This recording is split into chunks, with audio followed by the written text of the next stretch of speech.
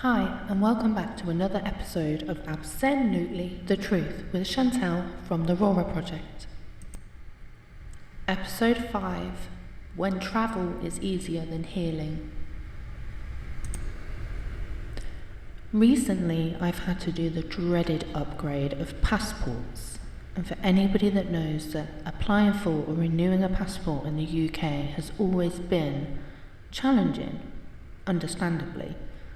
Safety and security is important, but something I've found recently is that actually accessing a therapist for mental health support is a lot more difficult than getting an exit ticket right out of here. Let that sink in.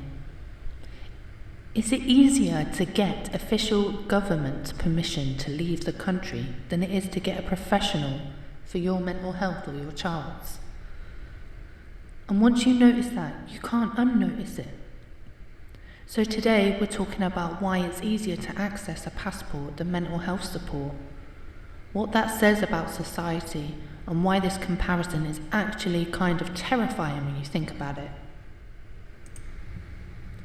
The passport process. Let's walk through that.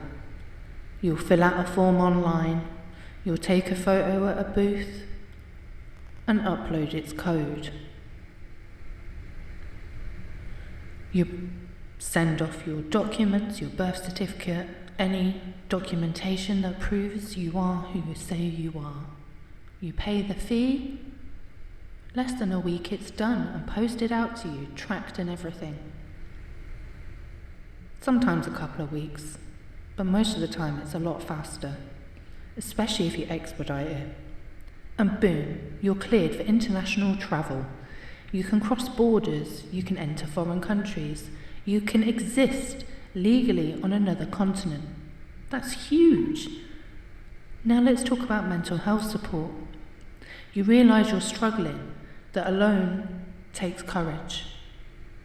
Then you start Googling your symptoms, or that then leads you down a rabbit hole of looking into a therapist near you. You find 20 results, you call 5 of them. 3 don't answer. 1 says they don't take your insurance.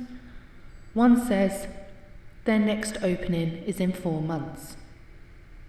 Sometimes they say you don't meet criteria at all, despite being not okay. That's not help. That's a rain check on your sanity. The waiting game. And here's the part no one talks about enough. When you're struggling, mentally, time feels different. A week feels like a year, a month feels like a lifetime. So when someone says, we can schedule you in for April 2030. That feels like good luck surviving until then. We don't say that out loud, but that's what it feels like. Imagine if A&Es worked this way. Yeah, you're bleeding, but we can see you in 6 weeks. That would be absurd. But the mental health, we shrug and go, yeah, that's just how it is. Why is that just how it is? The irony. You can get a passport to leave the country, but you can't get support to stay alive in it. You can cross borders easier than you can cross into a therapist's office. We've built systems for movement, but not for healing. We've built systems to help people travel, but not to help people cope.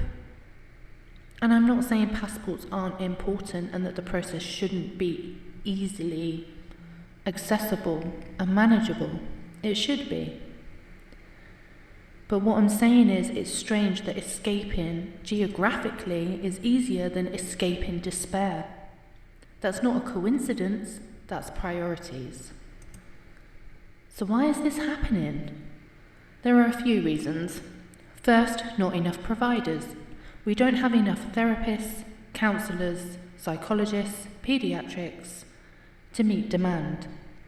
Second, if you're lucky enough to have an insurance system, most of it isn't included. A therapist might exist, but not through your insurance. It comes out of your purse. It's not just a price, it's your time. And thirdly, stigma. We still treat mental health like an optional upgrade instead of basic necessity. Like it's nice if you can get it, not you deserve this.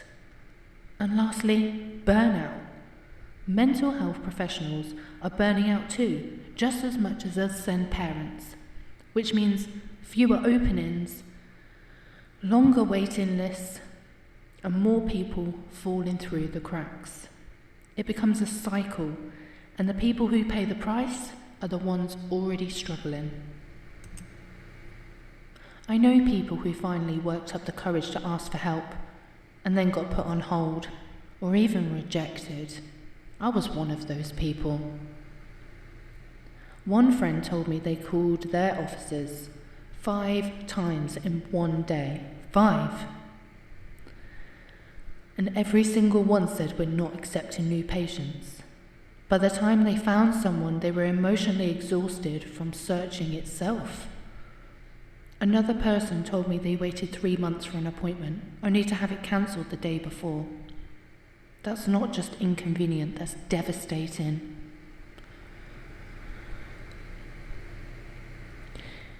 It feels like confrontation of your worst fear, that I don't matter enough to be helped, that they don't matter enough to be helped. We live in a culture that praises productivity and punishes vulnerability. We say push through, stay busy, be grateful, other people have it worse. We don't say, are you okay, and I mean it. So people wait until things are unbearable before seeking help. And when they finally do, the system says, cool, please wait. That's not support. That's delay. And delay is dangerous. The comparison between passports and mental health support is something uncomfortable about our values. We fund borders, we fund security, we fund systems of control, but we underfund care. We prepare people to work, we prepare people to travel, we prepare people to produce, but not to process their emotions, not to survive grief or manage trauma, not to heal. We treat mental health like a personal problem of a public responsibility. Like figure it out on your own, but no one heals in isolation. Honestly, if you framed it like a commercial, it would sound ridiculous. Need help with your anxiety? Sorry, try again in 3 months.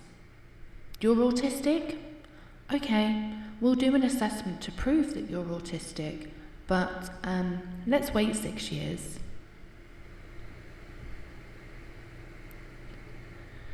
But if you want to leave the country, sure, here's a passport, provided within 7 days. One requires stability, vulnerability, and trust. The other needs a photo where you look miserable.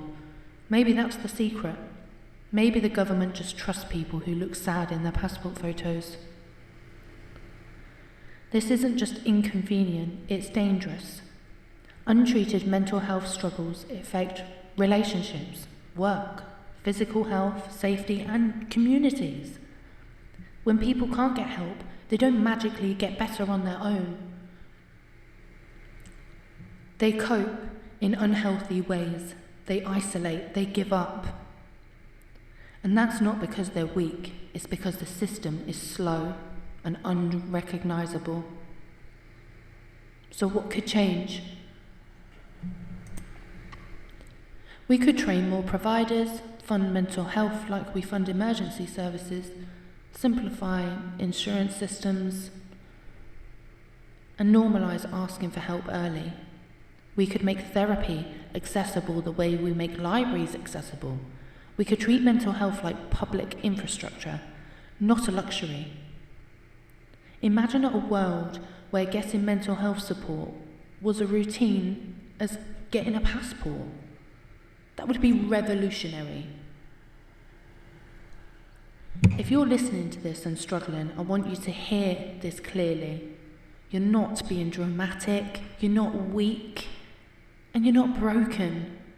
You're responding to a system that makes it hard to be okay. And if you're waiting for help right now, your pain still counts. Even while you wait, even if no one has called you back yet.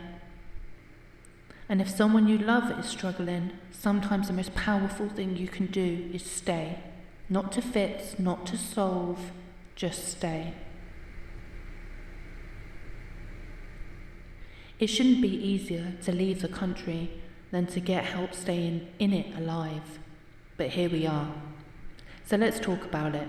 Let's question it. Let's demand better. Because mental health is not a side quest. It's not the main story. And if you can create a system that lets people cross oceans, we can create one that helps people survive in their own minds. Thank you for listening. This has been Chantal from the Rora Project. Don't forget to like and subscribe. And if you enjoy listening to me rant on, no BS, no shame, just the truth, absolutely the truth, then please share. Until next time, bye-bye.